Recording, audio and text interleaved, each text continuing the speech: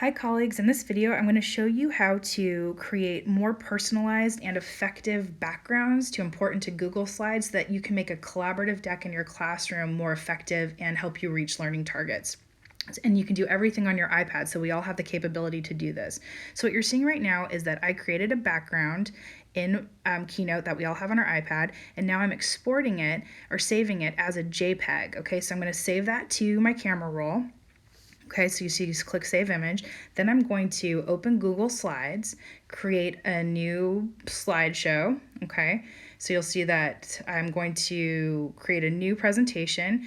I'm just going to title this one right now, like Engagement Slide Check or something. Okay, so I'm going to create that, open a new one, and so now I'm going to go and delete all of the text boxes that you see here. So I want to get rid of these text boxes so I can insert my image that I imported to be the new background. So the next step is to get your icons in the upper right to shift so that I can import the image as a background. I do this by pushing and holding that left number 2 slide because that's the one I have selected. Then you want to pick the background image, insert it from photo, and boom, there you go. So now with the background, the kids can't move it. Here's what you don't want to do. If you look at the difference between slide number 1 and slide number 2, slide number 1, I just imported an image. The kids can move that around. Slide number 2 is a background. The kids can't move it. See, I'm tapping it, nothing happens. You can duplicate slides as you need for your numbers. And then in Google Slides, you can just create a direction slide right there. And now I'm going to show you how it worked for me live in a classroom. So I needed to do a gallery walk for one of my religion classes. I created these backgrounds that you see me flipping through here over in Keynote and brought them all in as a background. Now I'm going to add text boxes to go over them for the kids in class work. So you see that I did that, then you can copy and paste and insert it to all the slides that it applies to. And then I'm going to show you what it looks like when the kids got in and started doing work on it in the next part.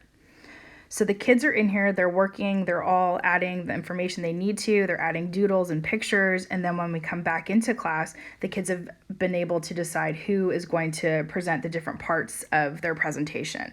And it's really great because we have these wonderful visuals that the kids did. Everyone gets involved, everyone has a chance to talk in the class, and they've all taken, a bit of a role in creating stuff.